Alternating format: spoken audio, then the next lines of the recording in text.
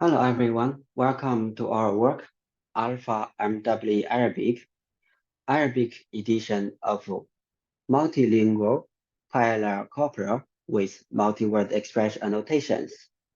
This is a collaborative work with Doha, Malacca, me, and Goran. Doha and Malacca are from University of Tours, France, University of Sfax, Tunisia, the Natural Language Processing IMS Institute, University of Stuttgart, Germany, and me and Goran from University of Manchester in the United Kingdom. This is a work to be published in Recent Advances in Natural Language Processing, RANLP 2023, Varna, Bulgaria, to be held in September 2nd to 8th.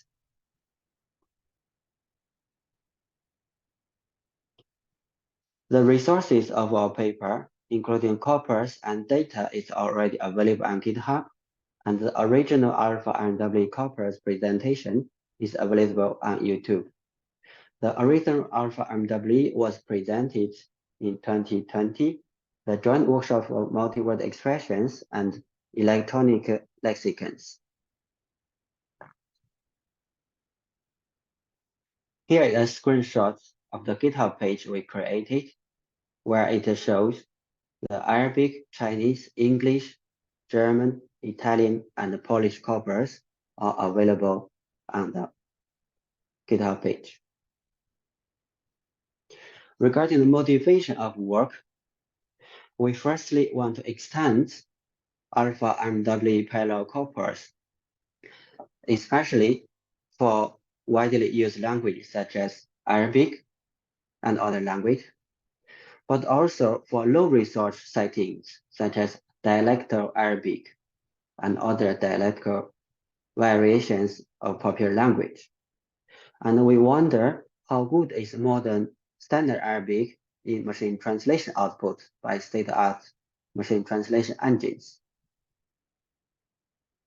The method we use is post-editing metric, HOPE, that is a task-oriented and human-centric evaluation framework using professional post-editing towards more effective machine translation evaluation presented in our REC conference 2022 last year. To post-editing standard Arabic, we have two native speakers, and we carried out a cross-validation to ensure the post-editing quality. Regarding dialectal Arabic, we translate from scratch by native speakers because the current machine translation systems are too poor on dialectal Arabic translation. Tunisian Arabic is translated by Doha, and Egyptian Arabic is translated by Malak. On Arabic language, we have some points to list here. Firstly, there are no capital letters and not widely adopted punctuation marks. Secondly, they tend to use long and complex sentences with right to left writing. Thirdly, complex morphology as a Semitic language, for example, concatenative morphology. Fourthly, diacritical markers on top or below symbols to form new words, such as new pronunciations and new meanings. This causes ambiguity for certain Arabic texts without diacritical marks. And finally, Arabic has flexible word orders for the same meaning expression, which in all of these listed features, it causes some NLP problem for Arabic language processing. Why not read our paper for exact examples we listed? Regarding Alpha RMW, it was from Alpha RMW English that is extracted from Pasimi 2018 corpus on verbal multi-word expression identification and discovery set task. It was organized by Ramesh et al. And English corpus is from Walsh et al., my former colleague in Adapt Center, Ireland. When I was in Ireland, we also attended the shared task in 2017, and Adapt team ranked one of the highest performing models in the submitted systems. Parsippany English has 832 verbal MWEs that are manually annotated across around 7.5 thousand sentences with context. And the topics including news, literature, such as Harry Potter, and IT documents. Alpha MW English is extracted from this context, it including 750 sentences that each sentence has at least one MW labels included. And we divided the sentences into 5 portions with 150 sentences each for cross-validation, system fine-tuning, and testing purposes. Regarding machine translation system selection, we compared Google Machine Translation and the System Machine Translation. Here are some working out examples about their pros and cons. Please read our paper for details. Here is a summary of the comparison. Firstly, when System Machine Translation output makes mistakes, the errors are very severe, such as adding context out of the blue, while Google Machine Translation's output still makes some sense when it is wrong. Secondly, System Machine Translation has more correct translations on entities. To reduce the workload for professional post-editing steps we will carry out, and to know more about how machine translation makes mistakes when translating multi-word expression-related context, we choose Google Machine Translate as our engine. Firstly, we think entity errors can be fixed more easily than out of blue errors. Secondly, in this way, we can get more examples of how machine translation fails in translating MW-related context. This can be also valuable for future research, such as on guiding machine translation system development. Regarding machine translation evaluation metric HOPE, it is designed with 8 error types according to industrial practice from Logos Global language service provider. Different levels of error severity penalties were designed, such as you can score the error severity level from 0 to 16. Sentence and segment level error classification can be carried out according to the sum of the penalties. For example, minor error can be 1 to 4 scores, and if the score is a 5+, it can be a major error of the segment.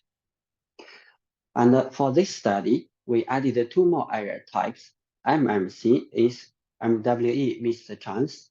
When the machine translation output on source MWs is either wrong semantically or it is correct, but without using the corresponding multi-word expression in the target when it is available. SKP is skipped word error. That is when machine translation system fails to translate certain words that are very important from source sentence. Check our paper for scoring examples. We use exact concrete sentences. Here is a screenshot of the 8 error types included in HOPE metric, including impact error, required adaptation is missing, terminology, ungrammatical error, mistranslation, style error, proofreading, and proper name errors. Let's have a look of the error analysis statistics using 150 segments, one of our files. The segments that do not need editing has only 35%. The segment that has minor errors is 44%. And there are more than 20% of segments that has major errors. Here is a list of detailed each error type and their percentage across these 150 segments. We can see that the highest error is impact and MMC, the missed chance error that we added.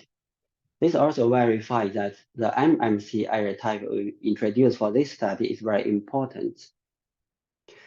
The following up errors is MIS, that is mistranslation, and the style errors. Separately, they occupy 15% of the overall error. And the SKP error we introduced has around 1% of all error types. The overall error scores for this 150 segment is 455, which is really high. And the penalty point per segment is 3.03. The outcomes of our study, firstly, is an Arabic corpus with multi-word expression annotated, including 3 subtypes.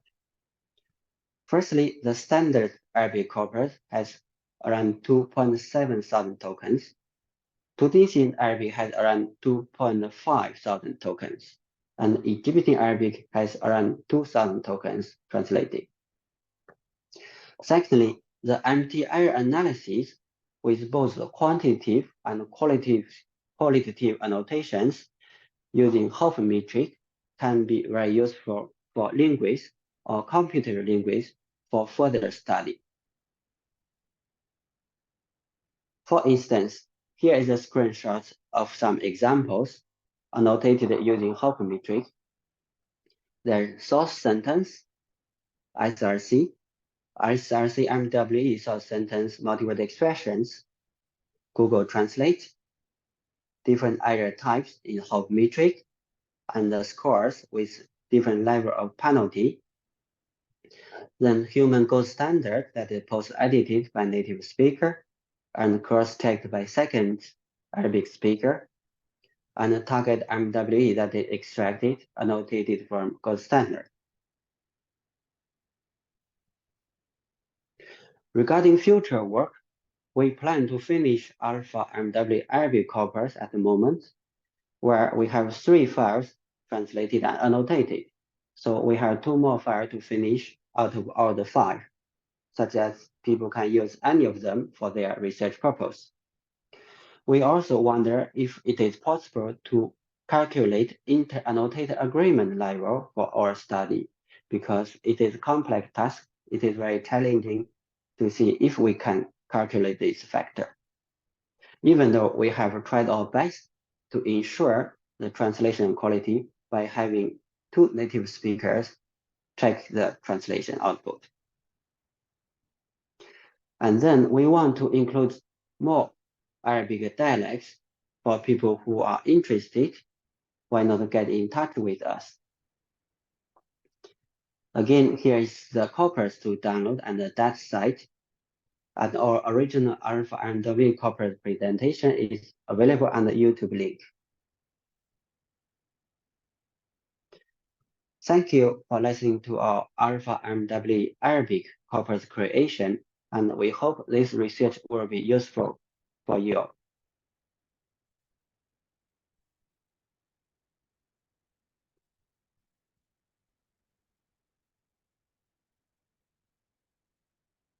And we hope you enjoy Varna, recent advance of NLP conference, and have a good time.